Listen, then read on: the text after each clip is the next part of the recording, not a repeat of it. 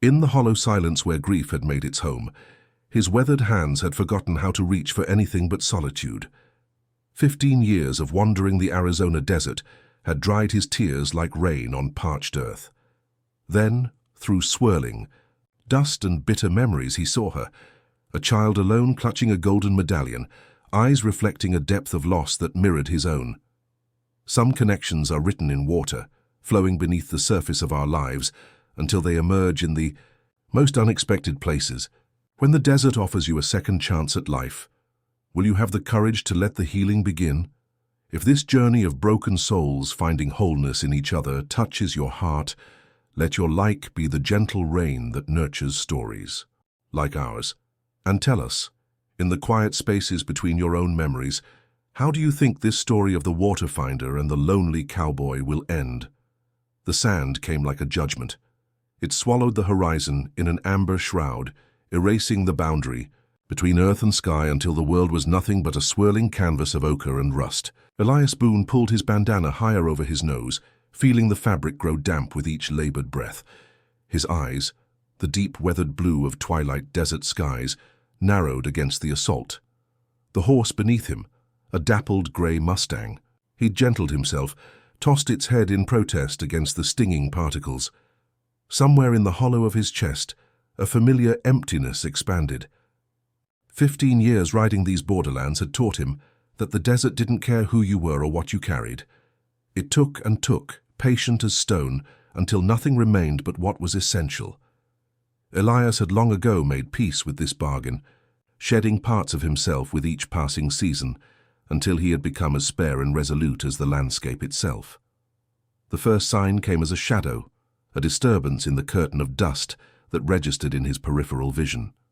Elias reined in his horse, tilting his head to listen through the wind's hollow moan. There it was again, movement where there should be none. "Easy, Smoke," he murmured, his voice gravelled from disuse. The Mustang's ears flicked backward at the sound, but its hooves remained planted. When the small figure materialized through the haze, Elias thought at first it might be a mirage. The desert played such tricks on weary minds. But mirages didn't stumble, didn't fall, didn't clutch something tight against their chest with small, desperate hands. He dismounted in a fluid motion that belied his 42 years, boots landing soundlessly in the sand. Approaching cautiously, he saw it was a child, a girl no more than 8 or 9, her dark hair matted with dust, her dress torn and faded from sun and wear. Her eyes, when they found his, were not afraid but exhausted, as if she had used the last of her fear miles ago and had nothing left but determination. In her hands gleamed an incongruously bright object, a gold medallion on a chain, clutched so tightly that her knuckles had blanched white. It caught the filtered sunlight in a defiant flash. Elias crouched before her, keeping his movements deliberate and slow, the way he would approach a skittish colt. "Estás perdida?" he asked, his Spanish rough but serviceable, learned from years crossing back and forth over the border. The girl swayed slightly, her eyes struggling to focus. Then her knees buckled. He caught her before she hit the ground, feeling the alarming lightness of her body, the heat radiating from her skin. Dehydration, exposure, the desert's cruelest weapons. Without hesitation, he lifted her onto Smoke's back, uncorked his canteen and held it to her cracked lips. She drank in small, desperate sips, water spilling down her chin. "Aguas claras," he found himself saying, though he'd planned to skirt the town entirely. "We'll get you there." As he mounted behind her, supporting her limp form with one arm, Elias felt something shift in the hollow space within him. Not filling, not yet, but changing shape. The desert wind continued its assault, but now it seemed to be pushing them forward rather than holding them back, as if the very elements had conspired to place this child in his path. He noticed her fingers still clutched the medallion, even in her semi-conscious state. Whatever story it told, it was clearly one she wasn't ready to surrender to the hungry sands. Aguas Claras rose from the desert like an afterthought, a collection of sun-bleached buildings clustered around the promise of water. The town had formed around a series of natural springs decades earlier, when hopeful settlers discovered the miraculous presence of clear water in the parched landscape. Now it stood as a fragile outpost of civilization, its wooden structures and narrow streets perpetually dusted with the fine powder that seemed to permeate everything in this corner of the Arizona territory. Elias rode down the main street, aware of the eyes that tracked his progress from behind curtained windows and shop doorways. Smoke's hooves kicked up small clouds of dust with each step, marking their passage in temporary constellations. The girl had drifted in and out of consciousness during their journey, occasionally mumbling words in Spanish that Elias couldn't quite catch. He stopped before the town's only proper boarding house, a two-story structure with peeling white paint and a hand-lettered sign proclaiming "Clean beds, hot meals." Before he could dismount, the door swung open to reveal a woman in her 30s, her auburn hair pulled back in a severe bun that did little to soften the sharp intelligence in her grey eyes. "Mr. Boone," she said, neither welcoming nor dismissive. "It's been some time, Miss Halloway," he acknowledged with a slight nod. "I found this child in the desert, caught in the sandstorm. She needs help." Margaret Halloway's gaze shifted to the small figure cradled against Elias's chest. Her expression immediately transformed, professional reserve giving way to concern. She stepped forward, arms already reaching. "Bring her inside immediately." The boarding house smelled of lye soap and dried herbs, a sharp contrast to the dusty world outside. Elias followed Margaret up a narrow staircase to a small but clean room where she quickly pulled back the quilt on a neatly made bed. "Lay her here," she instructed, already moving to pour water from a pitcher into a basin. "How long has she been like this?" "Found her about 3 hours back," Elias said, gently placing the girl on the bed. She was walking alone in the storm. Got some water into her, but not much. Margaret soaked a cloth and began to wipe the dust from the child's face with careful, methodical strokes. The girl stirred at the touch, her eyes fluttering open. When she saw the unfamiliar faces above her, she tried to sit up, panic evident in her sudden movements. "¿Dónde estoy? ¿Quiénes son ustedes?" Her voice was reedy with fear. Margaret responded immediately in fluent Spanish, her tone soothing and measured. "Estás a salvo. Estás en aguas claras. Este hombre te encontró en el desierto y te trajo aquí." The girl's eyes darted between them, wariness gradually giving way to exhaustion. "She says her name is Isabel Ramirez, but she's called Belle," Margaret translated, continuing to clean the dust from the child's arms and hands. "She won't say how she came to be alone in the desert." Elias noticed that Belle still clutched the medallion, though her grip had relaxed slightly. Margaret noticed it too, her eyebrows drawing together in a slight frown. "That's a fine piece," she said, gesturing toward it. "May I see it?" Belle hesitated, then slowly extended her hand, opening her fingers to reveal the medallion. It was larger than Elias had first thought, ornately engraved with what appeared to be a family crest, a tree with sprawling roots above flowing water, surrounded by intricate scrollwork. Margaret's breath caught. "This is the Ramirez crest," she said softly. "The family that once owned the largest ranch in the region, before they disappeared about 10 years ago." Outside, the wind continued to howl, driving sand against the window panes with a sound like distant rattlesnakes. Elias moved to the window, looking out at the street below, where a small crowd had begun to gather. News traveled fast in small towns, especially news that arrived with the sandstorm. "There'll be questions," he said quietly. "Not everyone here welcomes strangers." He didn't add that he included himself in that category, that the weight of a child's life suddenly in his hands made his shoulders tense with unwanted responsibility. Margaret straightened, something hardening in her expression. "Let them ask. This child needs rest and care, not interrogations." She turned to Belle, speaking again in Spanish, her voice gentle but firm. The girl nodded in response, her eyelids already growing heavy despite her evident desire to remain alert. The medallion slipped from her loosening grasp, and Margaret carefully placed it on the bedside table within easy reach. "She'll sleep now," she said. "I've told her she's safe." Elias nodded, already moving toward the door. "I'll leave her in your care then." "And where will you go, Mr. Boone?" Margaret asked, something in her tone suggesting she already knew the answer. He paused, hand on the doorframe.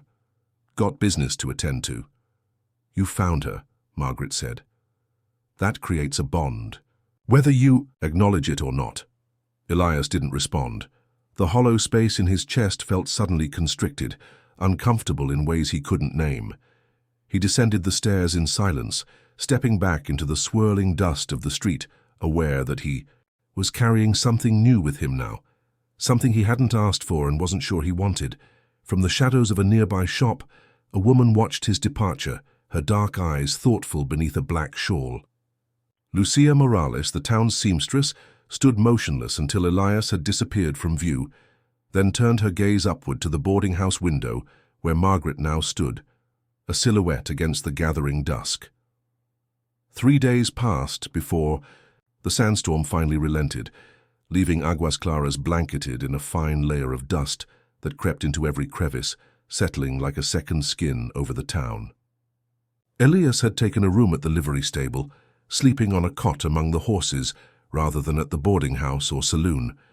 The animals' steady breathing and occasional soft nickering provided a comfort that human company could not. On the morning of the 4th day, he found himself standing outside Margaret Halloway's door, hat in hand, unsure what had drawn him back. The medallion, perhaps, or the mystery of a child wandering alone where no child should survive, or something else entirely that he wasn't ready to name. Margaret answered his knock with a knowing look that suggested she had been expecting him. "Mr. Boone," she said, stepping aside to let him enter. "Belle has been asking about you. The boarding house was quiet at this early hour, the other lodgers either still asleep or already departed for the day's work." Margaret led him to a small parlor at the back of the house, where sunlight filtered through lace curtains, creating patterns on the wooden floor like rippling water. Belle sat at a table by the window, a plate of half-eaten breakfast before her. The transformation was remarkable. Clean and rested, she revealed herself to be a striking child, with intelligent dark eyes and hair that fell in thick waves past her shoulders. The medallion hung around her neck now, glinting against the simple blue dress she wore, one of Margaret's. Old ones, Elias guessed, altered to fit her small frame. "Buenos dias, Señor Boone," she said softly, studying him with unnerving intensity. "Buenos dias," he replied, awkwardly holding his hat before him like a shield. He'd never been at ease around children, their unfiltered emotions and direct gazes too reminiscent of truths he preferred to avoid. Margaret spoke to Belle in Spanish, and the girl nodded, though her eyes never left Elias's face. There was something in her expression, not quite gratitude, but recognition of a debt that transcended language. "She wants to thank you for saving her life," Margaret translated, though Elias had understood the gist of the girl's words. "She says the desert would have taken her if you hadn't come." Elias nodded uncomfortably. Anyone would have done the same. Margaret raised an eyebrow but didn't contradict him. Instead, she poured coffee into a chipped blue mug and handed it to him, gesturing for him to sit. "Belle has been having nightmares," she said quietly, as he took the chair across from the girl. "She calls out in her sleep, but won't speak of it when she wakes." "The desert leaves marks," Elias said, his voice low. "Some visible, some not." As if understanding his words, despite the language barrier, Belle reached up to touch the medallion. At her throat, her small fingers tracing its contours with familiar reverence. "She won't be parted from it," Margaret said, noticing his gaze. "Even for bathing." "What's its significance?" Elias asked, sipping the coffee, strong and bitter, the way he preferred it. Margaret's expression grew thoughtful. "The Ramirez family owned half the water rights in this region before they vanished. There were rumors, unpleasant ones. Before she could elaborate, the front door opened, bringing with it the sound of heavy footsteps and multiple voices. Margaret's face tightened almost imperceptibly. "The town council," she murmured. "I expected this." 3 men entered the parlor without waiting for an invitation. Arthur Wilson, the general store owner, Pastor Thomas Jenkins, and Sheriff Robert Dawson, the unofficial governing body of Aguas Claras.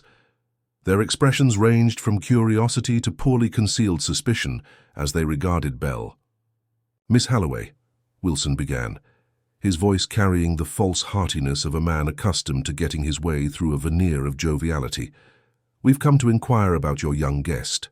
Margaret stood, positioning herself slightly in front of Belle in a gesture Elias recognized as protective. Gentlemen, this is hardly the time for a formal delegation. Isabel is still recovering. Recovering from what exactly? Sheriff Dawson asked, his hand resting casually on his gun belt. Folks. Wondering how a Mexican child came to be wandering our territory alone. Elias remained seated but straightened slightly, something cold settling in his stomach at the sheriff's tone. I found her during the sandstorm, he said evenly. Brought her here because she needed help. Pastor Jenkins stepped forward, his thin face arranged in an expression of practiced concern. Of course. Christian charity demands no less. But we must consider the broader implications. What implications would those be, Pastor? Margaret asked, her voice cool. Well, a child alone. One must wonder if others might follow. We have limited resources here. Belle watched the exchange, with dark, solemn eyes, her fingers still absently tracing the pattern on her medallion. Though she couldn't understand the words, the tone of the conversation needed no translation. She's staying until she's fully recovered, Margaret said with finality. After that, we'll determine the appropriate course of action. Sheriff Dawson's gaze shifted to the medallion at Belle's throat, his eyes narrowing. That's an interesting trinket the girl's wearing. Looks valuable. It's a family heirloom, Margaret replied, and not relevant to your concerns, Sheriff. Something passed between them, a current of unspoken history that Elias couldn't decipher but recognized as significant. After a moment, Dawson nodded curtly. We'll expect updates on the situation, Miss Halloway, he said, already turning to leave. Aguas Claras is a peaceful town. We aim to keep it that way. After the men departed, a silence settled over the parlor, broken only by the ticking of a small clock on the mantel and the distant sound of a wagon passing in the street. Belle had shrunk into herself during the confrontation, becoming smaller, more contained, a child accustomed to making herself invisible when necessary. Margaret sighed, smoothing her skirts with a gesture that seemed more about reclaiming composure than addressing wrinkles. I apologize for that intrusion, she said, speaking to both of them. Elias stood, placing his empty coffee mug on the table. Town's always been wary of outsiders, he said. Nothing new in that. Perhaps, Margaret conceded. But there's something else at work here, that medallion. It carries weight beyond its gold. Belle, as if sensing she was the subject of their conversation, looked up at Elias with an expression that contained a question he couldn't quite interpret. She spoke a few words in Spanish, her voice soft but determined. Margaret's eyebrows rose, slightly. She asks if you will stay. She says you understand the desert, and she needs someone who understands the desert. The request landed in the hollow space inside Elias's chest, echoing strangely. He'd planned to be gone by now, continuing his solitary circuit of the borderlands as he had for years. Staying meant complications, connections, things he had deliberately left behind. Got work waiting, he said finally, avoiding Belle's eyes. Can't linger. As he moved toward the door, he heard the scrape of a chair and felt a small hand slip into his, warm, determined, startlingly strong for its size. He looked down to find Belle beside him, her face upturned, the medallion gleaming against her dress. Por favor, she said simply. The word hung between them, weighted with far more than its literal meaning. In her eyes, Elias saw a reflection of something he recognized, the particular solitude of those who have walked too long in empty places. He felt an unexpected constriction in his throat. I'll check in before I leave town, he managed, gently disengaging his hand from hers. Tomorrow, maybe. It wasn't a promise to stay, but it wasn't an immediate departure either. It was a space, between decisions, a moment of suspension that felt both foreign and strangely inevitable. As he stepped back into the bright morning sunlight, adjusting his hat against its glare, Elias was aware of a sensation he hadn't experienced in years. The subtle, insistent tug of an obligation, freely chosen rather than imposed. Behind him, framed in the boarding house doorway, Belle stood watching his departure, the medallion catching the light like a small sun against the blue fabric of her dress. The drought came without warning, as if the sandstorm had been its herald. One morning, the townsfolk of Aguas Claras woke to find their precious springs diminished, the water level in the main well dropping visibly by the day. Within a week, the smaller wells on the outskirts had gone completely dry, leaving only dust and cracked earth where moisture had once risen freely. Elias watched the growing panic from the periphery, having extended his stay through a series of self-deceptions. A loose shoe on smoke. That needed tending. Rumors of army patrols making the southern route hazardous. The lingering stiffness in his shoulder that suggested rain was coming, though the sky remained a relentless, mocking blue. In truth, he stayed because of Belle. The child had taken to following him when he moved about town, a silent shadow at his heels, watching his interactions with the world as if studying a foreign language. Margaret had begun teaching her English, and already Belle could manage simple phrases, though she seemed to prefer the eloquence of gestures and glances, a communication style that suited Elias's taciturn nature. On the 10th day of the drought, Elias sat on the boarding house porch, repairing a bridle by the last light of evening. Belle perched on the step below him, carefully winding a length of leather cord around a small stick, mimicking his methodical movements. "Water. Gone," she said suddenly, without looking up from her task. Elias's hands stilled. "Not gone," he corrected gently. "Just hiding." She considered this, her brow furrowing. "Hiding? Where?" He gestured toward the distant mountains, a purple-grey silhouette against the deepening sky. Rain falls there first, soaks into the ground, travels beneath. It's like blood in a body. Belle nodded slowly, her fingers absently rising to touch the medallion, a gesture Elias had come to recognize as her way of processing new information. "My mother say, water has memory." It was the first time she had mentioned her mother, and Elias kept his voice deliberately casual. "That's so. She say its water remembers path, always finds way home." Belle turned to look at him directly, her dark eyes reflecting the last copper light of sunset. "Like people." Before Elias could respond, Margaret appeared in the doorway, a lamp in her hand casting her face in golden shadow. "Isabel, time for your reading lesson." Belle rose obediently, but paused to place her hand briefly on Elias's forearm, a gesture so unexpected that he felt its warmth long after she had disappeared inside. It occurred to him that in the 2 weeks since he had found her in the desert, this was the first time she had voluntarily touched him since that moment in the parlor. Later that night, as he lay on his cot in the livery stable, listening to the restless movements of horses unsettled by the changing air pressure, Elias found himself thinking of home. Not any place he had lived, but the concept itself, elusive as water in sand. His own childhood home had dissolved into ash and recrimination when he was not much older than Belle, sending him wandering across territories and borders, a perpetual stranger carrying only what couldn't be left behind. The memory of his father's hands, calloused, capable, cruel in their certainty, rose unbidden, followed by the softer recollection of his Chiricahua grandmother, who had taught him to read the desert's subtle language, how to find water, how to move undetected, how to listen to the land's ancient whispers. "The earth has stories," she would say, guiding his small fingers to touch the bark of a mesquite tree, "but you must be very quiet to hear them." He had been quiet for so long, decades of solitude broken only by necessary interactions and brief, meaningless connections in trail towns and border outposts. Now, with each day that passed in Aguas Claras, he felt something shifting beneath the hard-packed soil of his existence, like the first stirring of seeds long dormant. Elias woke before dawn to the sound of movement outside the stable.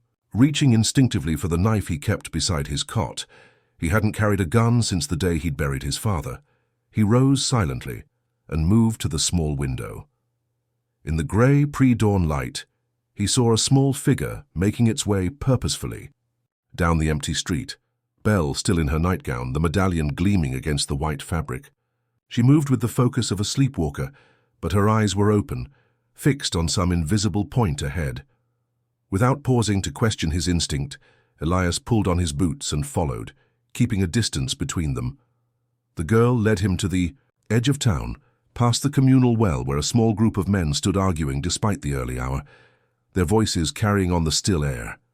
Can't just start rationing based on who you favor, Wilson. My store supplies this whole town. My livestock are dying. What about... Belle seemed not to hear them, continuing past weathered fences and small garden plots where once green plants now withered in the unrelenting drought. She stopped at last before an unremarkable patch of ground in the shadow of a large cottonwood tree, its leaves drooping with thirst. Elias watched as she knelt, placing her palm flat against the earth. Her lips moved, though he couldn't hear what she said. Then, with sudden decisiveness, she began to dig, her small hands scooping away soil with surprising efficiency. He approached slowly, careful not to startle her. "Belle," he said quietly, "what are you doing?" She looked up, and for a moment her eyes seemed to reflect depths beyond her years. "Water," she said simply. "Here. Deep. But here." Elias crouched beside her, studying the ground with new attention. The location seemed random, far from the known springs with no visible indication of moisture. And yet, he placed his own hand on the earth, feeling its texture, its temperature. His grandmother had taught him that water had signs for those who knew how to read them. Certain plants that only grew near hidden moisture, subtle differences in soil composition, the behavior of insects and animals. But this spot showed none of those markers.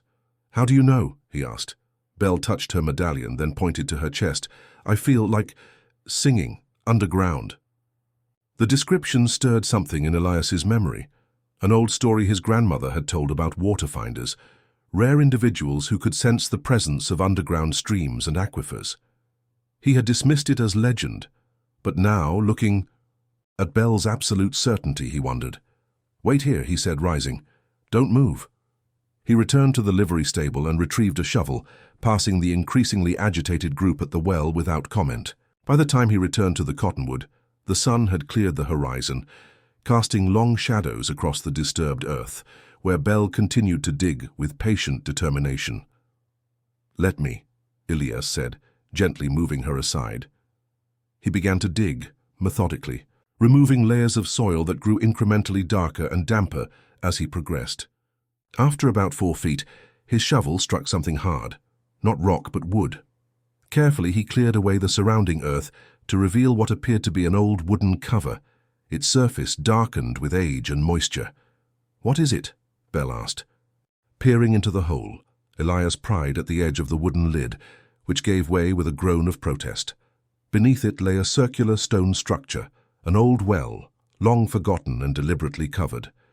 "An antiguo pozo," he said, switching to Spanish in his surprise.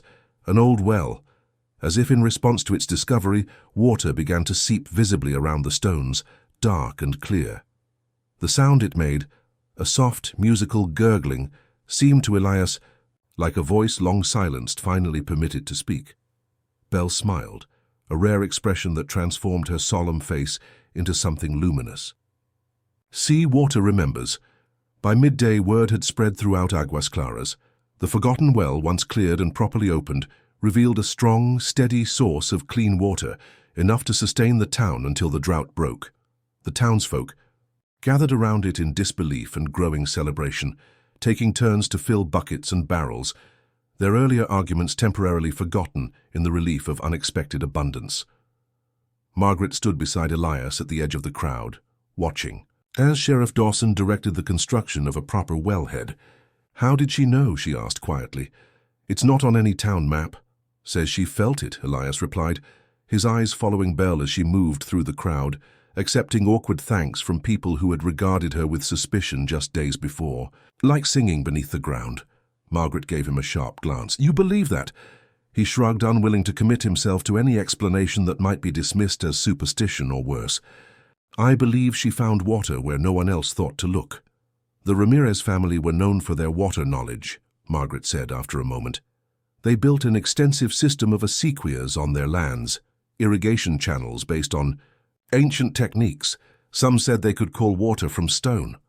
Before Elias could respond, Lucia Morales appeared beside them, her dark eyes fixed on Belle with an intensity that seemed almost physical in its force. The seamstress rarely participated in town gatherings, preferring the solitude of her small shop with its bolts of fabric and quiet industry. "The medallion," she said without preamble. "It was designed to hold a map of all the water sources on Ramirez land. If you open it correctly—" Elias and Margaret turned to her in surprise. "How?" "Do you know that?" Margaret asked. Lucia's gaze never left Belle. "There are stories," she said vaguely. "Old ones." She moved away before they could question her further, disappearing into the crowd with the same quiet efficiency with which she had arrived. Elias watched her go, a subtle unease settling in his chest. There were currents moving beneath the surface of Aguas Claras, histories and connections he couldn't see but could sense, like the hidden water Belle had somehow found. That evening, as the town celebrated around bonfires lit in honor of their unexpected salvation, Elias sat alone on the boarding house porch, watching the play of light and shadow across the dusty street. The sound of distant laughter and music carried on the night air, punctuated by the occasional sharp crack of a firecracker, set off by exuberant children. The door opened behind him, and Belle emerged, now dressed in a clean blue dress, her hair neatly braided. She sat beside him without speaking, her small shoulder just barely touching his arm, a point of warmth in the cooling night. "You should be at the celebration," Elias said. "You're the hero of the hour." Belle shook her head. "Too many people." After a pause she added, "Too many key questions." He understood. Questions could be dangerous when you carried secrets, and whatever had brought Belle alone into the desert, whatever history lay behind the medallion she wore, clearly involved secrets too heavy for small shoulders. They sat in companionable silence as the stars emerged overhead, brilliant pinpricks in the vast clear sky. Finally, Belle spoke again, her voice so soft Elias had to lean closer to hear. "I dream of fire," she said. "Every night, fire and shouting, then running in darkness." Her hand rose to touch the medallion. "My mother say, never lose this. It will lead you home." The simple words carried such weight that Elias felt his chest constrict. Without thinking, he placed his hand gently on her head, a gesture of protection, of acknowledgement. "You're safe now," he said, though he had no right to make such promises. Belle leaned against him, a barely perceptible relaxing of her vigilant posture. "Yes," she agreed, "with you and Miss Margaret, safe for now." The qualification hung between them, a recognition of the temporary nature of all safety. Elias found himself wondering, for the first time in years, what it might mean to stay in one place, to build rather than wander, to defend rather than avoid. In the distance, a coyote called, its voice rising in a series of yips that ended in a mournful howl. Another answered from the opposite direction, the sound carrying clearly in the still night air. To most townspeople, such voices represented danger, predators circling the edges of civilization. But Elias had learned from his grandmother that coyotes were also messengers, boundary crossers who moved between worlds. Their calls were reminders that borders were more permeable than they appeared, that what seemed separate was often connected by invisible paths. As if reading his thoughts, Belle said, "They talk to each other, across the dark." "Yes," Elias agreed. "They find each other no matter how far apart." Belle nodded, satisfied with this confirmation of something she already understood. After another comfortable silence, she stood, pausing in the doorway to look back at him. "Will you stay?" she asked, the question direct and unembellished, as was her way. Elias looked out at the night, at the distant flicker of bonfires and the vast star-strewn sky above.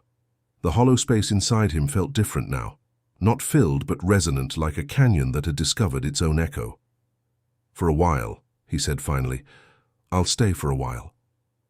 It wasn't everything she had asked for, but it was more than he had given anyone in years. Belle seemed to understand this, offering him a small, serious nod before disappearing inside, the door closing softly behind her.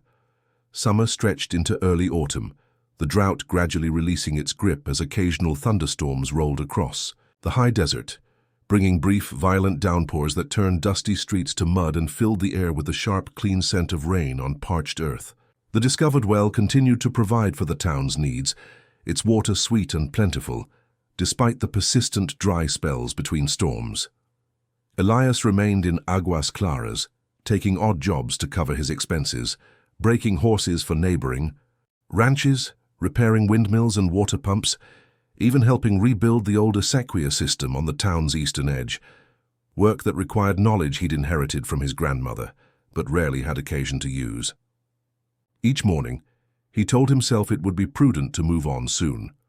Each evening found him still there, increasingly entangled in the life of the town and, more significantly, in the quiet, determined presence of the child who had emerged from the desert.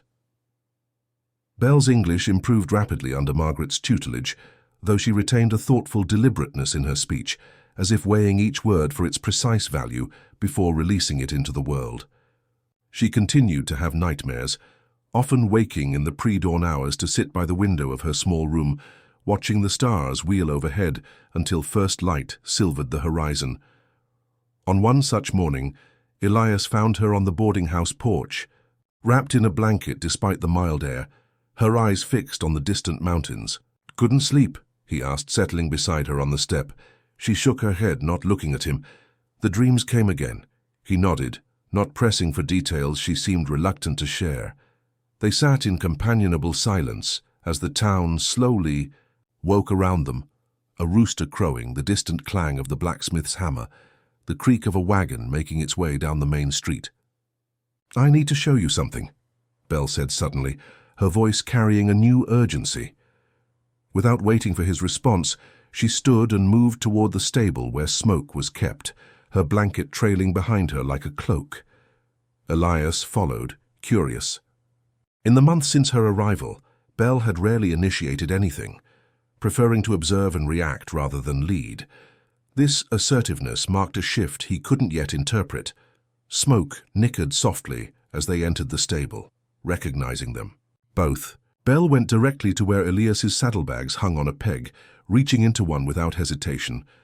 "Belle," he began, surprised by her boldness. "It's all right," she said, withdrawing a small leather pouch he kept tucked in an inner pocket. One he had almost forgotten was there. "This is what I need to show you." She untied the pouch and carefully tipped its contents into her palm. A carved wooden amulet in the shape of a bear, worn smooth by years of handling, its surface darkened with age and the natural oils of countless touches.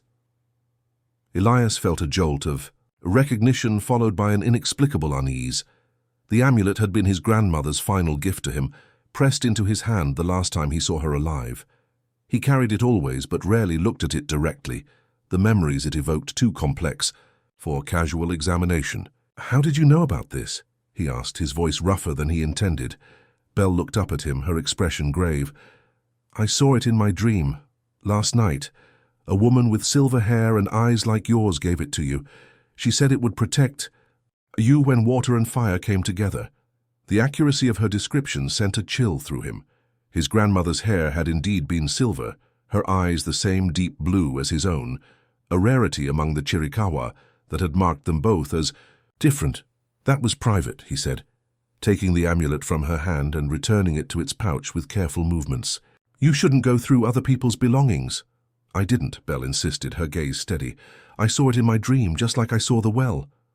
The implication hung between them, too weighty to ignore, but too unsettling to acknowledge directly. Elias had encountered beliefs about dreams among his grandmother's people. Dreams as pathways to knowledge, as messages from ancestors, as glimpses across the boundaries of time and distance. But he had deliberately set such ideas aside in his adult life, finding them incompatible with the stark practicality required for survival.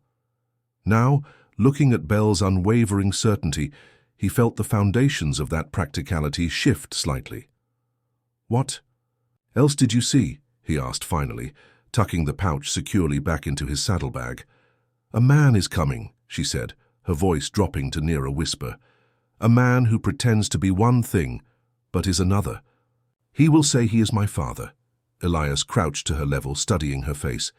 "Is he? Your father?" Belle shook her head emphatically. "My father died when I was very small, in a fire." Her hand rose to touch the medallion at her throat. "This was his. My mother gave it to me when she sent me away." Sent you away where? Elias pressed gently. Belle, what happened to your mother? Her eyes filled suddenly with tears, the first he had seen her shed despite all she had endured. I don't know, she whispered. There was shouting and men with guns, and she told me to run to the old shepherd's hut in the hills where no one would look. She said someone would come for me, but... Her voice trailed off. But no one came, Elias finished for her. Belle nodded, a single tear tracking down her cheek. I waited 3 days. Then I started walking. I thought if I followed the sun, I would find help. The image of this small child waiting patiently for rescue that never arrived, then setting out alone across one of the most unforgiving landscapes on earth, tightened something in Elias's chest, a constriction that was almost physical in its intensity. You found me instead, he said.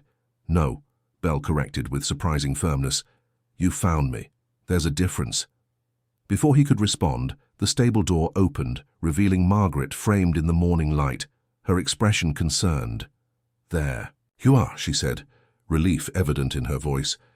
I was worried when I found your room empty, Isabel. We were just talking, Elias said, straightening. Margaret gave him a searching look, then turned to Belle. Well, it's time for breakfast, and then your lessons. We're starting fractions today. Belle moved toward the door, but paused to look back. At Elias, her eyes still bright with unshed tears. Remember what I said, she told him, about the man who is coming. After she left with Margaret, Elias remained in the stable, absently stroking Smoke's neck, while his mind worked through the implications of Belle's words. The medallion, the dreams, the forgotten well, the amulet, pieces of a puzzle he couldn't yet assemble into a coherent picture. He was still there an hour later when Lucia Morales appeared in the doorway, her slender figure silhouetted against the bright day beyond. She stepped inside, allowing the door to close behind her, shrouding them both in the dim, hay-scented interior. Mr. Boone, she said, her voice low and melodious, with the faintest trace of an accent she usually took pains to conceal.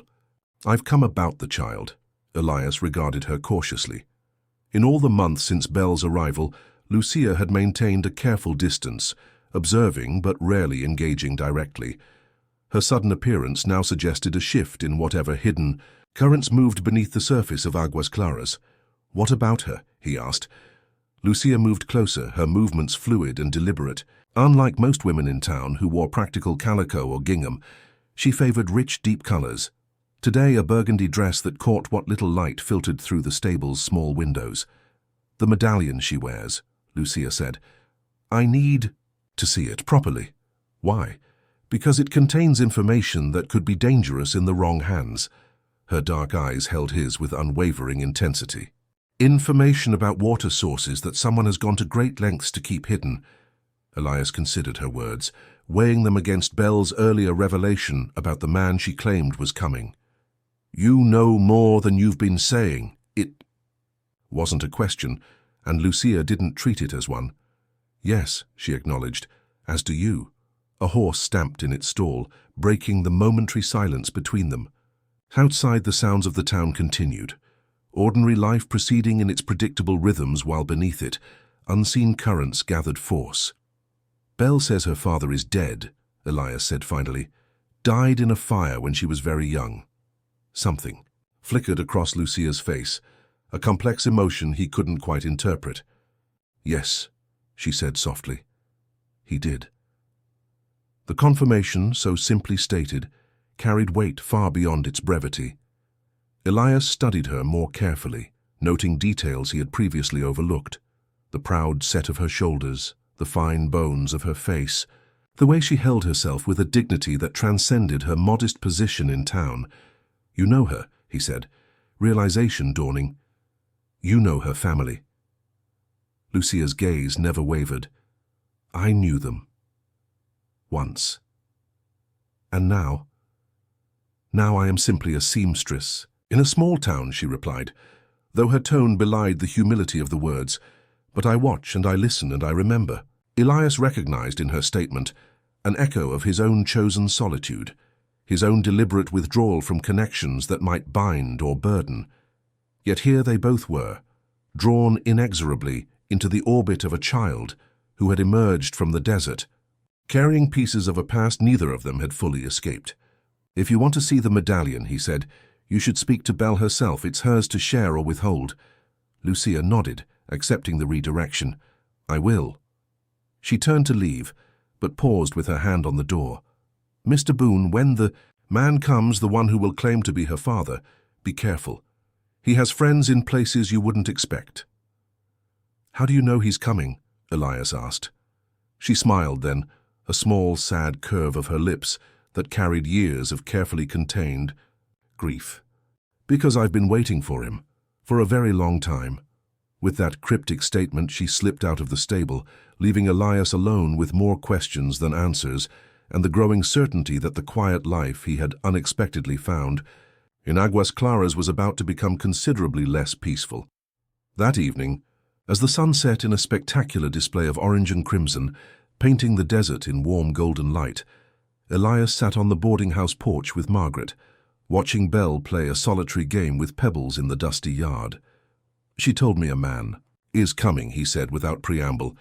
"A man who will claim to be her father." Margaret's hands stilled in their mending. "Did she say who?" "No, just that he's not really her father." Elias glanced at her. "You don't seem surprised." She sighed, setting aside her sewing. The Ramirez family had enemies, powerful ones. Their lands included some of the most reliable water sources in the territory, a valuable asset in a place where water means survival. "And you know this how?" Margaret was silent for a long moment, her gaze fixed on Belle's small figure in the yard. "My mother's cousin married into the family," she said finally. "Elena Ramirez, Belle's mother." The revelation landed between them like a stone dropped in still water, sending ripples outward in all directions. Elias turned to look at her fully, reassessing everything he thought he knew about the prim schoolteacher who had arrived from the East 5 years earlier. "You're her family," he said. "Distant family," Margaret corrected. "But yes, I came here hoping to find out what happened to them, to all of them." The official story was that they abandoned their ranch after a dispute with neighboring landowners. But there were rumors. Of what? Foul play. Deliberate sabotage of their water systems. Threats. Her voice dropped. Possibly worse. Elias thought of Belle's nightmares, her mention of fire and men with guns, her mother sending her to hide, in a shepherd's hut in the hills. "Why didn't you say something when she first arrived?" "I wasn't certain," Margaret admitted. "It's been 10 years since I saw any of them, and I didn't want to give her false hope or put her in danger if whoever was responsible is still looking for survivors, like Lucia Morales," Elias asked quietly. Margaret's eyes widened slightly. "What about her?" "She came to me today asking about the medallion, said it contains information that could be dangerous." "She would know," Margaret murmured, almost to herself. Instead of answering directly, Margaret called to Belle, who looked up from her game. "Isabel, would you come here, please?" The girl approached, her expression curious but not apprehensive. She had grown more comfortable with them both over the months, though she retained a watchfulness that spoke of lessons learned. "Too young." "Belle," Margaret said gently, "I need to ask you something important. The woman in town who sews, Lucia Morales. Have you ever seen her before coming to Aguas Claras?" Belle's gaze shifted between them, suddenly wary. "Why do you ask?"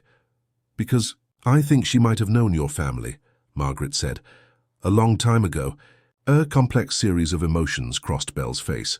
Surprise, confusion, a flash of something like hope quickly suppressed. She reached for her medallion, holding it tightly as if drawing strength from its familiar weight. "She looks like someone," she said finally. "In my dreams, but older, sadder." "Who?" Elias prompted when she fell silent. Belle's voice dropped to a whisper. "My mother."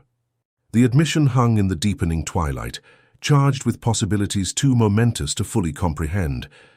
Elias looked at Margaret, seeing his own stunned realization reflected in her eyes. "But that's not possible," Margaret said, though her tone lacked conviction.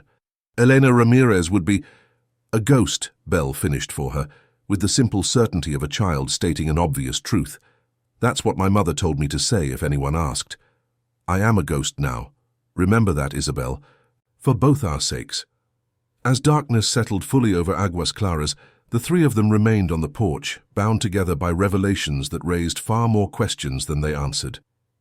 In the distance, coyotes began their nightly chorus, their voices rising and falling in patterns as old as the land itself, reminders that some things endured, despite all attempts to erase them, that what was buried did not always remain so, and that even ghosts could find their way home given time enough and need. The man arrived on the first truly cold day of autumn, when frost silvered the boardwalks in early morning and breath hung, visible in the air until midday. He came not on horseback as most travellers did, but in a polished black carriage drawn by a matched pair of bay horses, their harnesses gleaming with brass fittings that caught the pale sunlight. The carriage rolled down the main street of Aguas Claras like a visitation from another world, drawing curious stares from townspeople unaccustomed to such displays of wealth and refinement. Elias watched from the doorway of the general store, where he had been purchasing supplies. The vehicle stopped before the town's small hotel, a step down from its obvious luxury, but the only accommodation available beyond Margaret's boarding house. The driver, a stone-faced man in a dark coat, opened the carriage door with a flourish. The man who emerged stood for a moment surveying the town, apparently indifferent to the attention he attracted. He was tall and broad-shouldered, with the bearing of someone accustomed to command. His clothing, a tailored suit of charcoal grey, a burgundy waistcoat, and a black hat with a silver band, spoke of money and influence rarely seen in this corner of the territory. His face, framed by a neatly trimmed beard streaked with silver, might have been handsome were it not for the coldness of his dark eyes, which swept the street with calculating assessment. "Don Esteban Ramirez," murmured Arthur Wilson, who had stepped onto the boardwalk beside Elias. "From Sonora. Owns half the mines south of the border, they say." Elias kept his expression neutral, despite the jolt of recognition the name provoked. "You know him?" Wilson shook his head. "Know of him. Man like that, word travels." He lowered his voice conspiratorially. "Heard he's looking for something or someone." Before Elias could respond, Don Esteban's gaze fell on him, lingering for a moment with an intensity that felt deliberate rather than casual. Then the man turned away, speaking briefly to his driver before entering the hotel with the unhurried confidence of one who expects the world to adjust to his presence rather than the reverse. Elias completed his purchases quickly and made his way back to the boarding house, a sense of foreboding building with each step. Bell's prediction had come true with unsettling accuracy. Now he needed to warn Margaret and determine how best to protect the child from whatever complications the stranger's arrival might bring. He found them in the small back garden where Margaret maintained a modest vegetable patch. Belle was helping to harvest the last of the season's squash, her small hands carefully placing each one in a wicker basket. She looked up as he approached, her expression immediately alert to his tension. "He's here," she said. Not a question, but a statement of fact. Margaret straightened, brushing soil from her apron. "Who?" "Don Esteban Ramirez," Elias replied, watching Belle's face. "Just arrived from Sonora, according to Wilson." The color drained from Margaret's cheeks. "So soon? I thought we'd have more time." Belle set down the squash she had been holding and wiped her hands methodically on her skirt. "I need to hide," she said with eerie composure. "No," Margaret said firmly, recovering herself. "No more hiding, Isabel. We'll face this together." Elias nodded in agreement, though privately he considered the merits of simply taking Belle and leaving town before Don Esteban could establish his claim, whatever it might be. The thought surprised him. 6 months ago he would never have contemplated such entanglement in another's troubles.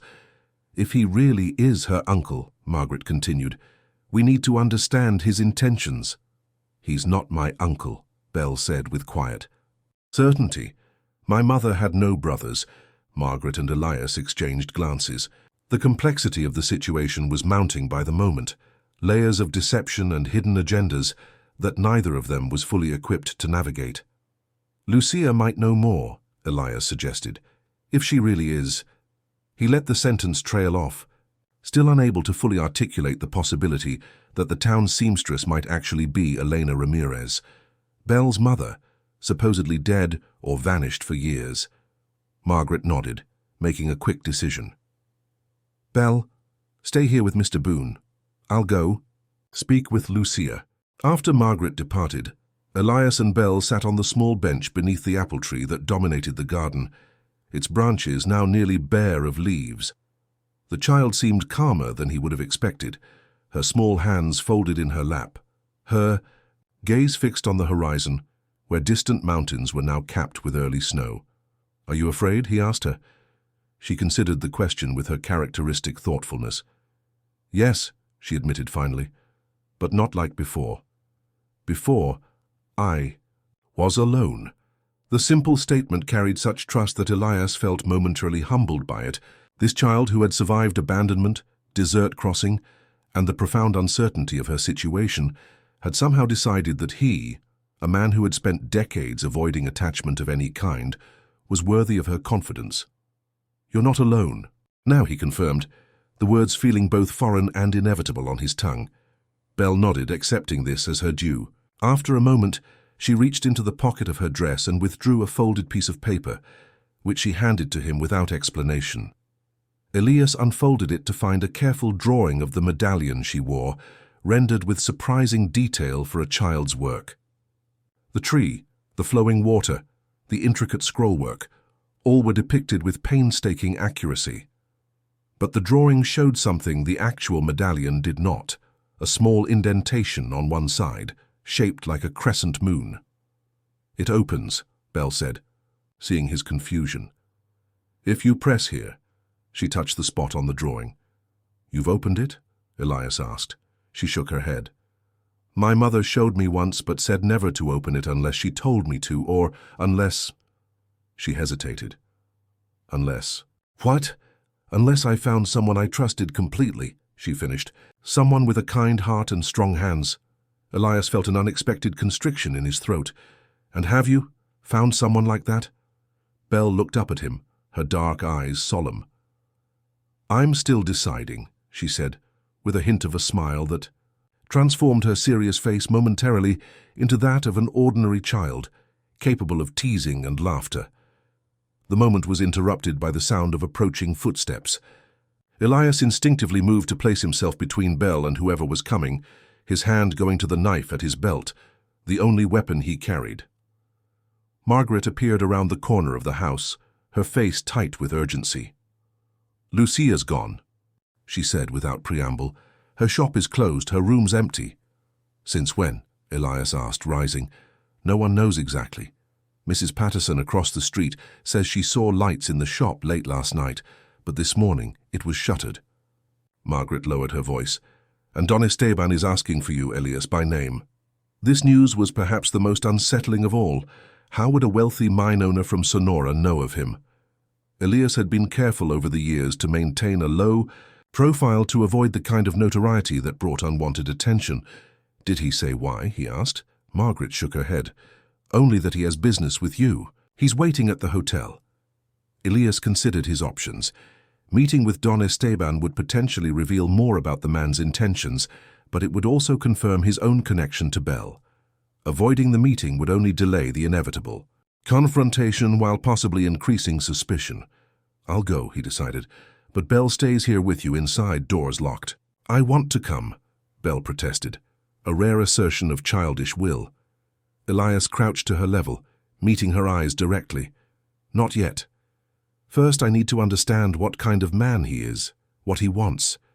Can you trust me to do that?" She held his gaze. For a long moment, then nodded reluctantly. "Be careful of his eyes," she said. "They see more than they should."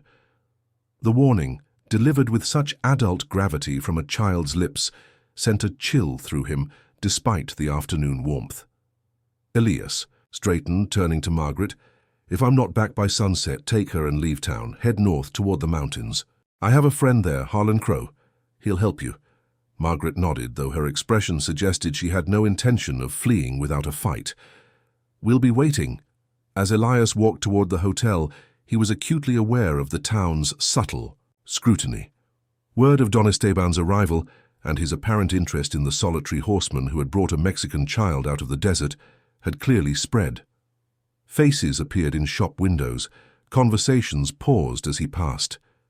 Even Sheriff Dawson, standing outside his office, offered a nod that contained more speculation than greeting. The hotel lobby was modestly appointed but clean, with a faded carpet and furniture that had once been fashionable back east. The clerk, a nervous young man with ink-stained fingers, directed Elias to a private dining room at the rear of the building.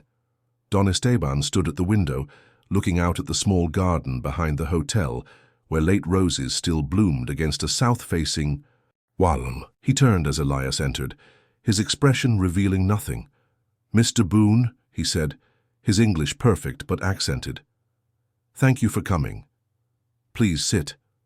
Elias remained standing. "You asked for me by name." Don Esteban smiled slightly, a gesture that did not reach his eyes. "Your reputation precedes you, the man who gentles wild horses' tea, he man who knows the desert's secrets." He paused. "The man who found a lost child." "Word travels," Elias said neutrally. "Indeed it does." Don Esteban moved to the table, where a bottle of amber liquid and 2 glasses had been set out. "Will you join me? This is an excellent mezcal from my own distillery." Elias declined with a slight shake of his head. "I prefer to keep my wits about me." A wise policy in general, Don Esteban poured himself a measure and took an appreciative sip before continuing. "I will come directly to the point, Mr. Boone.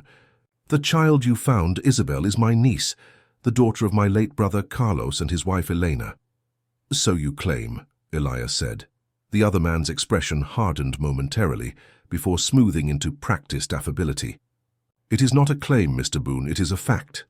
The medallion she wears, a family heirloom, is proof enough, but if you require further evidence—" He reached into his coat and withdrew a folded document, which he placed on the table between them.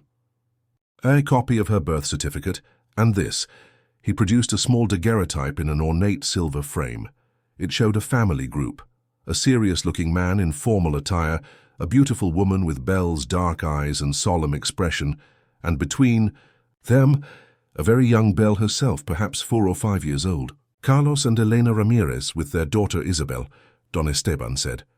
"Taken 2 years before the tragedy." Elias picked up the photograph, studying it carefully. The resemblance between the woman in the image and Lucia Morales was indeed striking, though not definitive. People could look alike without being the same person. And yet— "What tragedy?" he asked, setting the photograph down. Don Esteban's face assumed an expression of practiced grief. "My brother and his wife were killed when bandits attacked their ranch 6 years ago. The house was burned to the ground. Isabel was presumed dead as well, until rumors reached me of a child matching her description found wandering in the desert." He paused. "I have been searching for her ever since." The story was plausible enough, yet it contradicted both Belle's account and the hints Margaret and Lucia had provided. If Elena Ramirez was indeed still alive, living as Lucia Morales, then Don Esteban was either mistaken or lying, and given his resources and apparent intelligence, Elias doubted it was the former. "And now that you've found her?" he asked, keeping his tone even with effort. "Now I wish to take her home," Don Esteban replied, "to her family estate in Sonora where she belongs, where she will be educated as befits her station, and eventually inherit her father's share of our family holdings." He smiled again, this time with apparent sincerity. "You have done me a great service, Mr. Boone. I am prepared to reward you handsomely." The offer hung in the air between them, its implication clear. Belle was a commodity to be purchased, her guardianship transferable for the right price. Elias felt a slow burn of anger begin in his chest. "The child isn't mine to sell," he said, his voice low but hard. "And even if she were, I wouldn't." Don Esteban's smile faded, replaced by a colder expression. "You misunderstand me, Mr. Boone. I am not proposing to buy my own niece, merely to express my gratitude for her safe return." He paused. "But perhaps you have developed attachments. Understandable, but ultimately irrelevant. Blood ties supersede all others in matters of guardianship." "If her mother were alive," Elias said carefully, watching for a reaction, "would that change things?" For just an instant, something flickered in Don Esteban's eyes, a calculation, a reassessment. Then it was gone, replaced by polite confusion. Her mother is dead, Mr. Boone. I attended her funeral myself. He sighed. I understand this must be difficult. You have cared for Isabel, protected her. But surely you can see that a single man, with no fixed abode, is not the ideal guardian for a young girl. It was a reasonable point one Elias had made to himself many times over the past months, and yet the thought of surrendering Belle to this man, with his cold eyes and convenient explanations, was suddenly unthinkable. I'll need to discuss this with Miss Halloway, he said finally, and with Belle herself. Of course, Don Esteban agreed smoothly. I would expect nothing less. In fact, I would be delighted if you would both join me for dinner this evening. Isabel as well, naturally. He smiled. 7 o'clock, here at the hotel. It was not really a request, despite its phrasing. Elias nodded curtly and turned to leave, anxious to return to the boarding house and share what he had learned, or failed to learn, with Margaret. One more thing, Mr. Boone, Don Esteban called after him. I understand there has been some difficulty with water in Aguas Claras recently. A drought, wells running dry. How fortunate that a new source was discovered. Elias paused at the doorway, looking back. Fortunate indeed. The Ramirez family has always had a special relationship with water, Don Esteban continued, his tone conversational but his eyes sharp. Some might even call it uncanny. Is that so? Oh yes, my brother Carlos could locate underground springs by feel alone, a useful talent in these parts. Don Esteban swirled the mezcal in his glass, watching the light play through the amber. Liquid. It seems his daughter may have inherited the gift.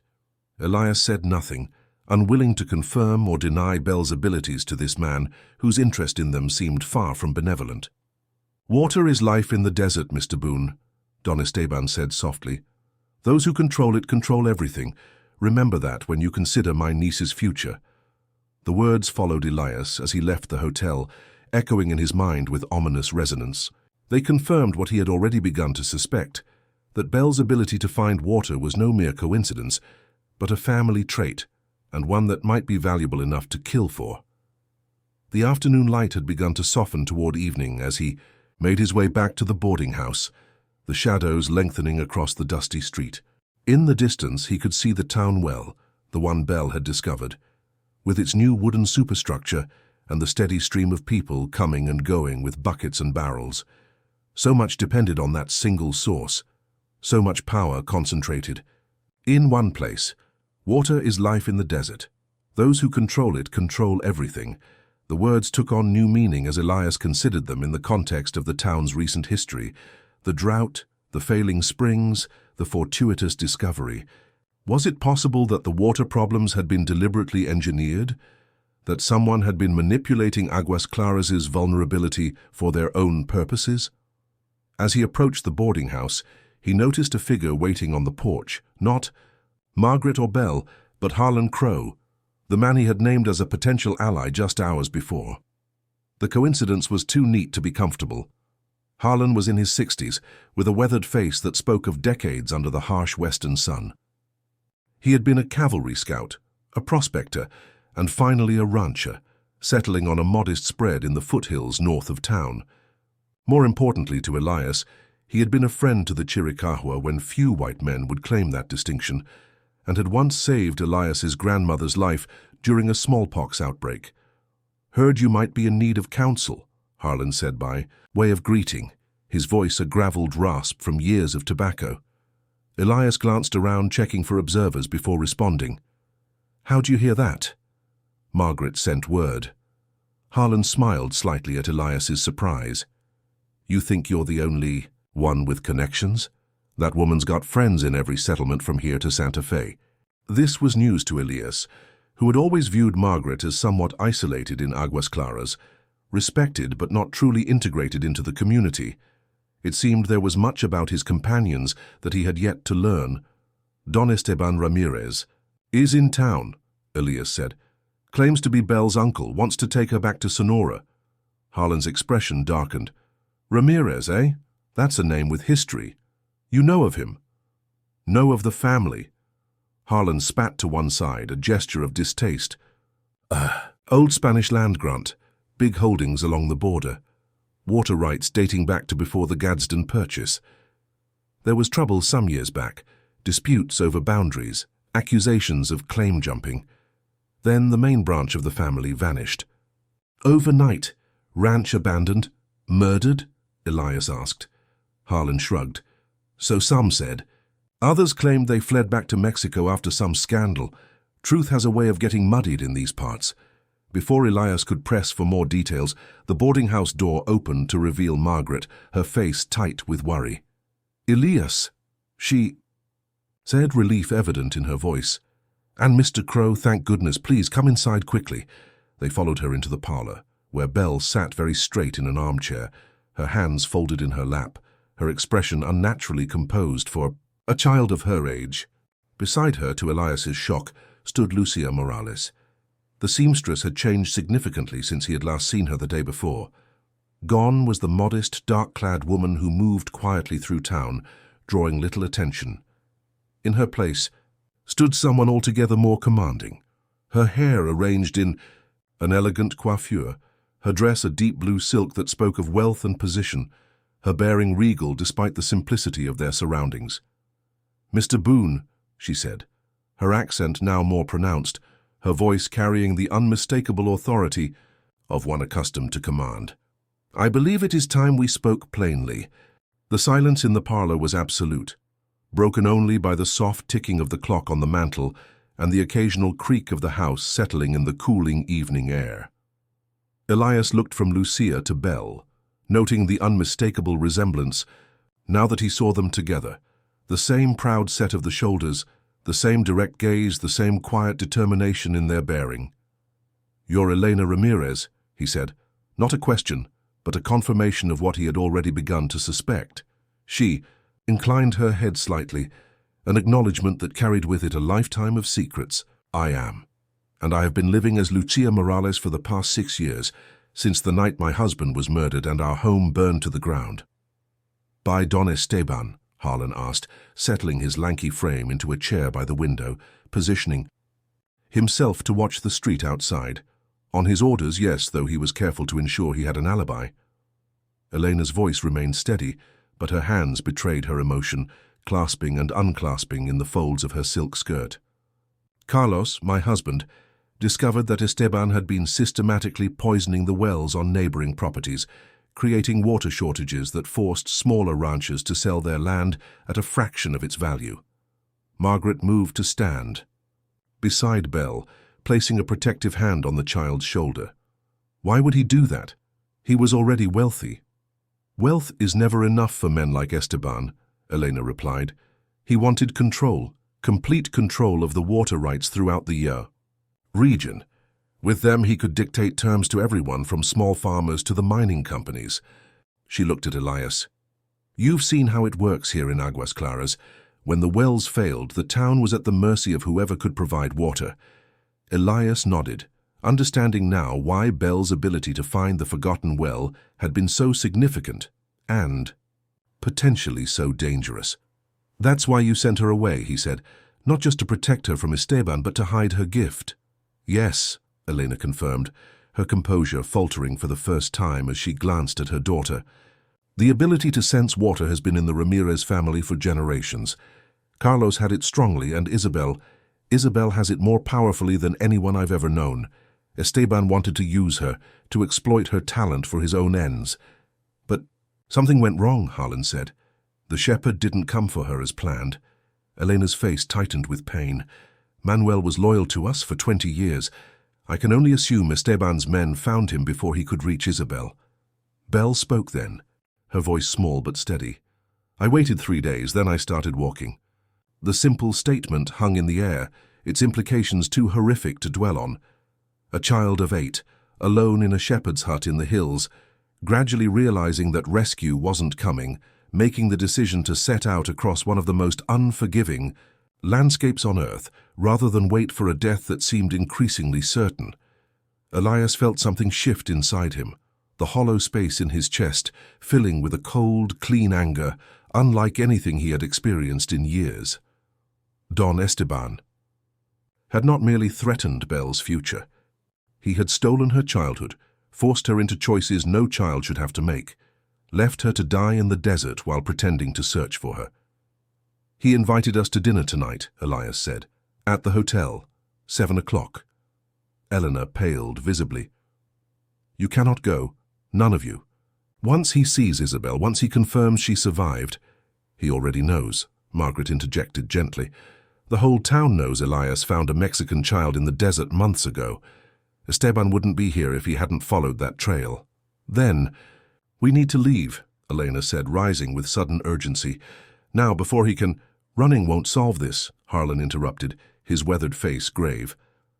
Man like that with his resources, he'll keep coming, keep looking. You'll spend your lives looking over your shoulders. What's the alternative? Elena demanded. Confront him. A man who ordered his own brother murdered? Not confront, Elias said quietly. Expose. All eyes turned to him.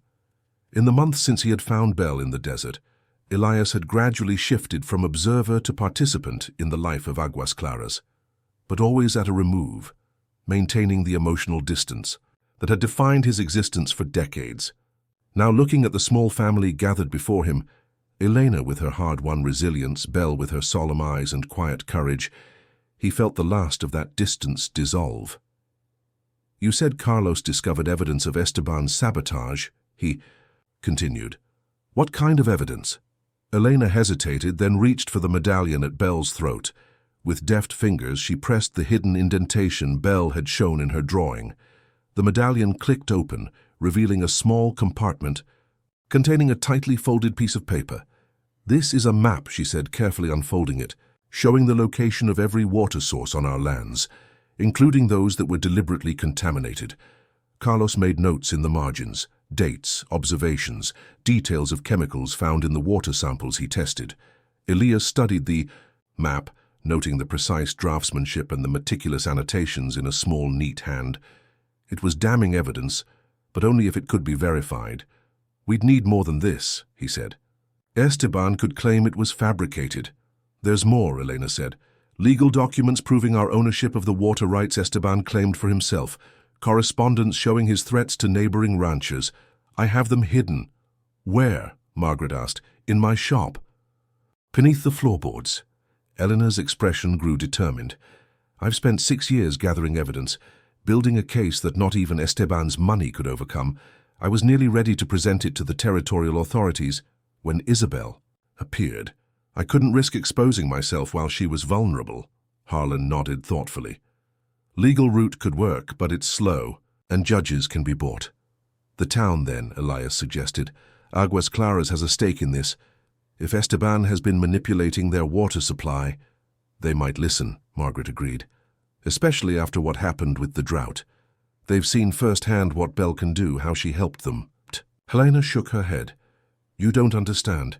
Esteban won't simply accept defeat. He'll retaliate. A sharp knock at the front door cut her off. Everyone froze, exchanging alarmed glances. Then Margaret moved decisively toward the hallway. Wait. Here, she instructed. All of you. The moment stretched, tension building in the parlor as they listened to the murmur of voices at the door, Margaret's measured tones, and a deeper male response that Elias couldn't quite identify. Then footsteps approached, and Margaret reappeared, her face tightly controlled. Sheriff Dawson, she announced. He insists on speaking with you, Elias, immediately. Elias rose, exchanging a quick glance with Harlan, who nodded almost imperceptibly. Silent agreement to protect the others if necessary. Elena drew Belle closer to her side, one arm around the child's shoulders, in a gesture both protective and seeking comfort. Sheriff Dawson stood in the entry hall, hat in hand, but his gun belt conspicuously in place. His expression as Elias approached was professionally neutral, but there was a tension around his eyes that suggested complications beyond a routine visit. Boone, he said with a curt nod, need a word, private. Whatever you have to say can be said here, Elias replied, aware of Margaret standing just behind him. Dawson's mouth tightened. Fine. Got a complaint against you. Serious one. Don Esteban. Ramirez claims you're harboring his niece against his legal right as her guardian. Says you've refused to return her to his custody. That's not exactly how it happened, Elias began.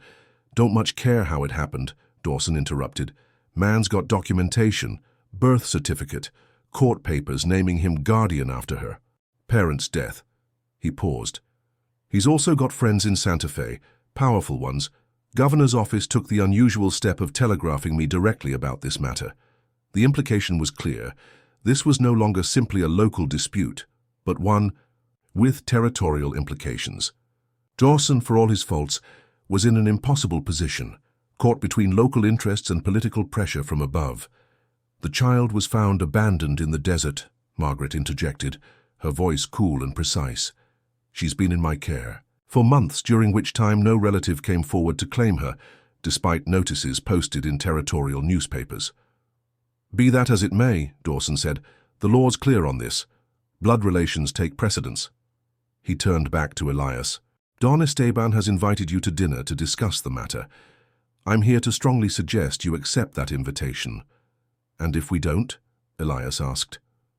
Dawson's hand drifted to his gun belt, not as a threat, but as a reminder of his authority. Then I'll have no choice but to execute the court order he's presented. The girl goes with him tonight, one way or another. From the parlor doorway came a small voice, clear and surprisingly steady. I won't go with him. All eyes turned to find Belle standing there. Elena, a step behind her, one hand extended as if she had tried and failed to hold the child back. Belle moved forward, her chin lifted in a gesture of defiance that made her seem older than her years. He is not my uncle, she continued in careful English. He is the man who killed my father. Dawson blinked, momentarily disarmed by the direct accusation from such a young source. Now, child, that's a serious claim. Don Esteban is a respected businessman. She's telling the truth, Elena said, stepping fully into view. And I can prove it? The sheriff's eyes widened as he took in Elena's transformed appearance, recognition dawning slowly on his face. But you can't be. Elena Ramirez is dead. Clearly not, Margaret observed dryly. Dawson's hand had fallen away from his gun belt, his entire posture shifting from official authority to profound confusion. This complicates matters. Indeed it does, came a new voice from the open doorway behind him. Don Esteban stood on the threshold, flanked by two men, his driver and another, both with the hard, expressionless faces of those accustomed to violence. His own expression as he surveyed the scene before him was one of mild amusement tinged with irritation, like a man who has discovered a minor but inconvenient obstacle in his path. Elena, he said, inclining his head slightly. How disappointing. I had hoped you had the good sense to truly disappear. After you murdered my husband? She replied, her voice steady despite the naked hatred in her eyes. After you tried to steal my child? Don Esteban sighed, stepping fully into the hallway, despite no invitation to enter. Such dramatic accusations. Carlos's death was a tragedy. Bandits, as I explained to Mr. Boone earlier, a common enough occurrence in these lawless borderlands. We both know what really happened, Elena said. Do we? Don Esteban smiled thinly. I know that my brother became increasingly unstable in his final years. Paranoid? Making wild accusations against his own family, a condition that, sadly, seems to have affected his widow as well. His gaze shifted to Belle, who stood remarkably, composed despite the tension crackling in the air. Isabel, mi sobrina, how you've grown. You look so much like your father. Don't speak to her, Elena said sharply. Don Esteban ignored her, continuing to address Belle directly. Your mother is unwell, child. Has been since the trauma of losing your father. But I can help her, help you both. Come with me to Sonora, where you belong, and I will ensure she receives the finest care. It was smoothly done, Elias had to admit. The concern, the reasonable tone, the implication of mental instability that undermined Elena's accusations without directly refuting them. In a formal legal setting, such a strategy might well succeed, especially backed by Don Esteban's wealth and connections. But they weren't in a courtroom. They were in Margaret Halloway's boarding house in Aguas Claras, and Don Esteban had made a critical error. He had underestimated his audience. I believe we've heard enough, Margaret said, her voice carrying the crisp authority that had made her an effective teacher. Sheriff Dawson, I trust you recognize the seriousness of this situation. A man stands accused of murder and attempted kidnapping. By rights, you should be arresting him, not facilitating his schemes. Dawson shifted uncomfortably, caught between conflicting pressures. Miss Halloway, I can't just— Actually, you can, Harlan interrupted, appearing in the hallway behind Elena and Belle. And you'd better, unless you want the territorial governor to hear about your cozy arrangement with the Chambers Mining Company. Those monthly payments aren't as discreet as you think. The sheriff's face drained of color. That's a damned lie, is it? Harlan raised an eyebrow. Margaret's got friends in Santa Fe too, Dawson. Friends who've been keeping records. It was a bluff. Elias was almost certain of it, but delivered with such conviction that even he momentarily believed it. Dawson certainly did, his expression shifting from outrage to calculation to a grudging reassessment of his position. Don Esteban watched this exchange with narrowed eyes, his earlier confidence giving way to a colder, more dangerous demeanor. This is absurd, he said. I have legal documentation, the governor's support. You cannot simply— What we can do, Elias cut in, is present evidence of your crimes to the town council. Tonight, let them decide who has the stronger claim to guardianship of Isabel Ramirez. The town council? Don Esteban laughed, a short, derisive sound. A shopkeeper, a pastor, and this compromised lawman? What authority do they have? The authority of the people whose water you've been poisoning, Margaret said quietly. The people who would have died in the drought if not for Isabel's gift, the gift you wanted to exploit for your own gain. A tense silence followed her. Words. Outside, the light was fading, the first stars appearing in the deepening blue of the evening sky. Somewhere in the distance, a church bell tolled 6 times, marking the hour. Don Esteban straightened, adjusting his cuffs with deliberate precision. Very well, he said, his voice once again smooth and controlled. A public hearing. This evening. 8 o'clock at the town hall. I have nothing to hide after all. He smiled, showing perfect white teeth. Do you? With that parting shot, he turned and left, his men following without a word. Sheriff Dawson hesitated, torn between conflicting loyalties, then settled his hat firmly on his head. 8 o'clock, he confirmed gruffly. I'll inform the council. He paused at the door. For what it's worth, I hope you're right about him. Never did trust a man with hands that soft. After he departed, the tension in the hallway remained, though. Its character had changed from immediate danger to the weighted anticipation of conflict yet to come. Elena sagged slightly against the wall, the strain of the confrontation evident in the sudden pallor of her face. He'll have prepared for this, she said. Esteban never enters a fight he hasn't already arranged to win. Neither do I, Harlan replied, with the quiet confidence of a man who had survived decades on the frontier through careful calculation rather than luck. And he doesn't know what we have. What do we have? Margaret asked. Each other, Belle said simply, looking up at the circle of adults surrounding her. And the truth. Elias found himself smiling at her words, not because they were naive, but because they contained a wisdom beyond her years. The truth was indeed their strongest weapon, but only if they could make it heard above the clamor of power and influence that Don Esteban wielded so effectively. We have 2 hours, he said, checking the clock on the wall. Let's make them count. The town hall of Aguas Claras was little more than a large meeting room above the general store, accessed by an external staircase that creaked ominously under. The weight of the townspeople now filing up, to attend what promised to be the most dramatic public hearing in living memory.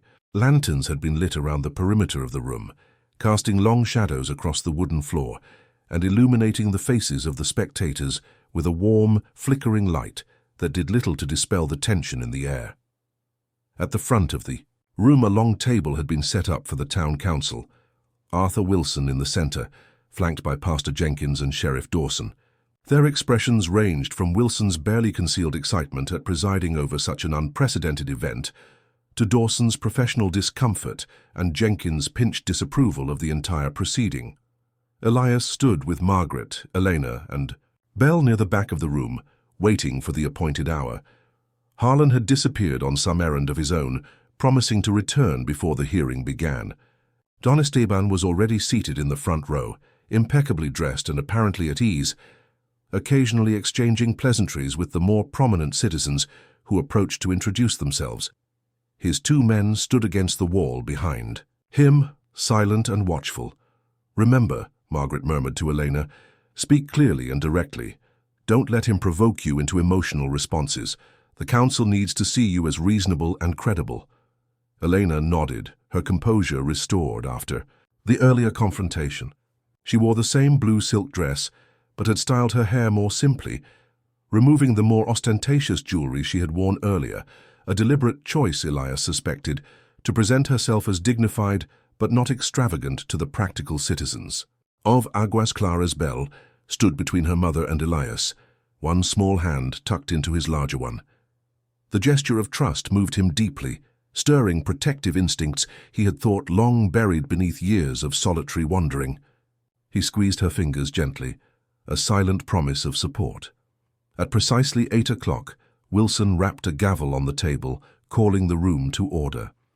The murmur of conversation gradually subsided as people found seats or standing positions along the walls.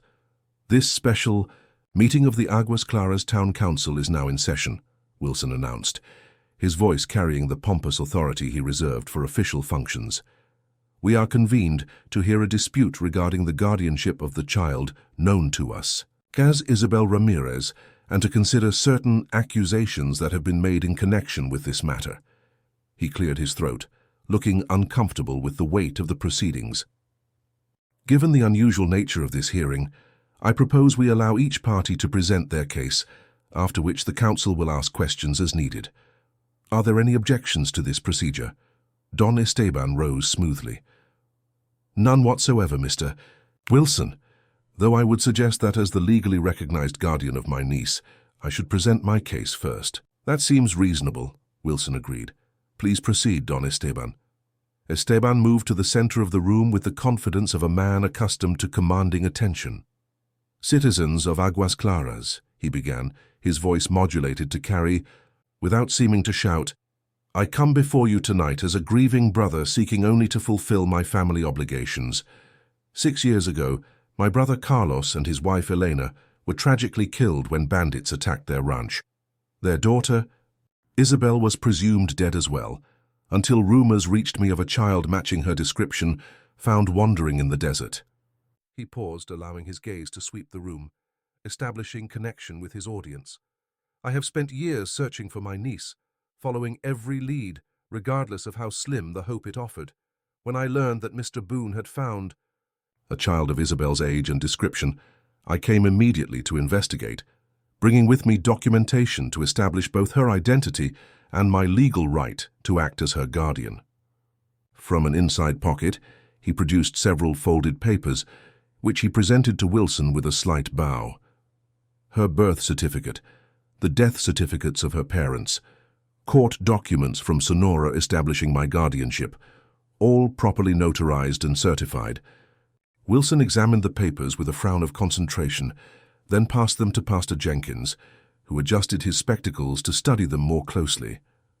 "These appear to be in order," Jenkins commented, handing the documents to Dawson. Don Esteban inclined his head in acknowledgement.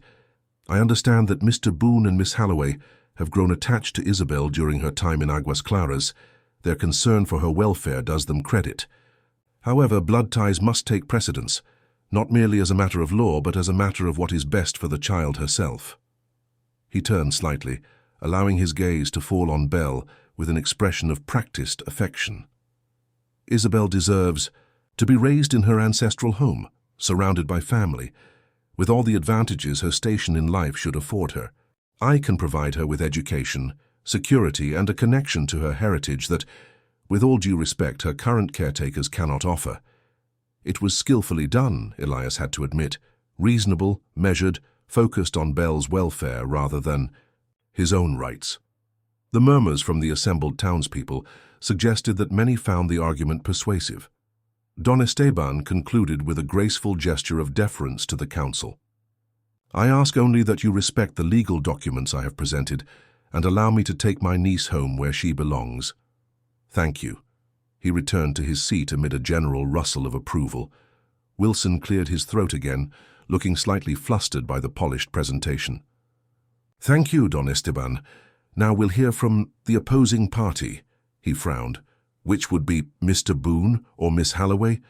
Before either could respond, Eleanor stepped forward, her movement so graceful and deliberate that it immediately commanded the room's attention. I believe I should speak next, she said, her voice clear and steady. A murmur of confusion rippled through the crowd.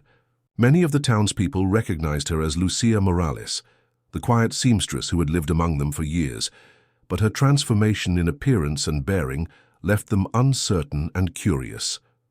"And you are?" Wilson prompted, though his expression suggested he already suspected the answer. "Elena Ramirez," she replied, the name falling into the suddenly silent room like a stone into still water. "Wife of Carlos Ramirez, mother of Isabel, and very much alive despite my brother-in-law's claims to the contrary."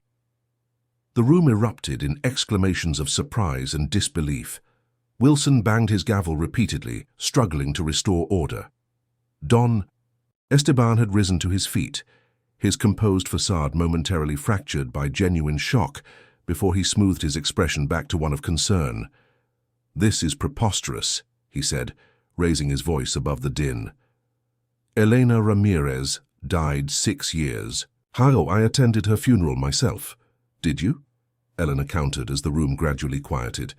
"Or did you attend a hasty burial of unidentifiable remains after your men burned our ranch to the ground?" She turned to address the council directly, ignoring Don Esteban's attempt to interrupt. "My husband discovered that his brother had been systematically poisoning water sources throughout the region, creating artificial shortages that forced smaller landowners to sell at desperate prices. When Carlos confronted him with evidence of this sabotage, Esteban sent men to silence him. Permanently. Lies, Don Esteban hissed. Vicious, slanderous lies. Elena continued as if he hadn't spoken. "I escaped with Isabel, sending her to hide with a trusted servant while I fled in another direction to draw pursuit away from her.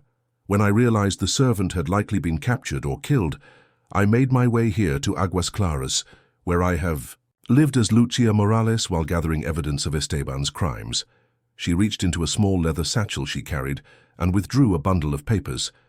"These documents prove both my identity and the truth of my accusations.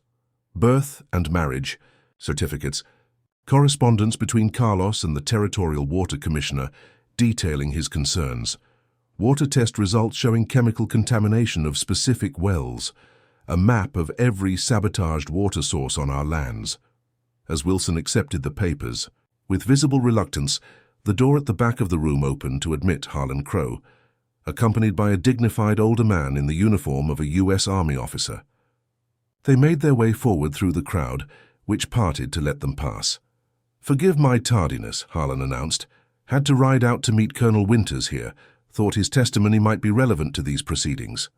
Wilson looked up from the papers, frowning at the interruption. "Colonel, what testimony?" The officer stepped forward, his bearing formal but his expression grave. "Colonel James Winters, United States Army Corps of Engineers. I was engaged by Carlos Ramirez 6 years ago to investigate unusual patterns of well failure in the border region. My findings indicated deliberate contamination using industrial chemicals associated with mining operations, specifically operations owned by Don Esteban Ramirez." Don Esteban's face had darkened with each word, his earlier composure giving way to barely contained fury. "This is absurd. A conspiracy of lies meant to defame me and steal what is rightfully mine." "Is it?" Elena challenged. "Then perhaps you can explain why the same pattern of well failures that plagued our region has followed you to Aguas Claras. Why the town's water sources began to fail shortly after you learned Isabel might be here." A new murmur ran through the crowd, this one tinged with alarm as the implications of her words sank in. The drought that had nearly devastated the town, the failing wells, the desperate situation that had only been alleviated when Bell discovered the forgotten water source, had these been engineered rather than natural disasters? Pastor Jenkins leaned forward, his thin face troubled. "Are you suggesting, madam, that our recent water difficulties were deliberately caused?" "I am not merely suggesting it," Elena replied. "I am stating it as fact." Esteban has used the same methods here that he employed against our neighbors in Sonora, selective contamination of wells to create dependency and desperation, followed by offers of assistance that always come with strings attached. She turned to face Don Esteban directly, her composure giving way to raw anger for the first time. You killed my husband because he discovered your scheme.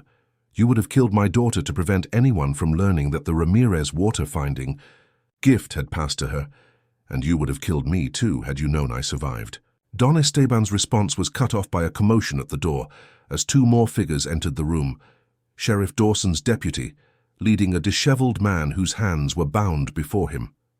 "Sheriff," the deputy called, "found this fella trying to sabotage the new well. Caught him pouring something from this into the water." He held up a small glass bottle, its contents murky in the lantern light. The captured man was one Elias had not seen before, rough-looking with the hardened features of a hired gun rather than a local resident. All eyes turned to Don Esteban, whose face had gone very still. For a long moment, the room held its collective breath, waiting for his response to this damning development. Then, with a suddenness that caught everyone by surprise, he lunged forward, drawing a small pistol from inside his jacket. Before anyone could react, he had seized Belle, dragging her away from Elias and pressing the barrel of the gun to her temple. "Enough of this farce," he snarled, all pretense of civilization stripped away to reveal the predator beneath. "The girl comes with me, now or she dies here." The room froze in horrified silence. Sheriff Dawson had reached for his own weapon but stopped, recognizing the impossible situation. Don Esteban's men had also drawn guns, creating a standoff that left no clear path to resolution. Elias stood motionless, every muscle in his body tense with the need to act, to protect, but held in check by the terrible reality of the gun at Belle's head. He met her eyes across the short distance that separated them, eyes that showed fear, yes, but also a surprising calm, as if she had always known this moment might come. "Let her go, Esteban," Elena said, her voice tight with controlled terror. "Take me and Stea.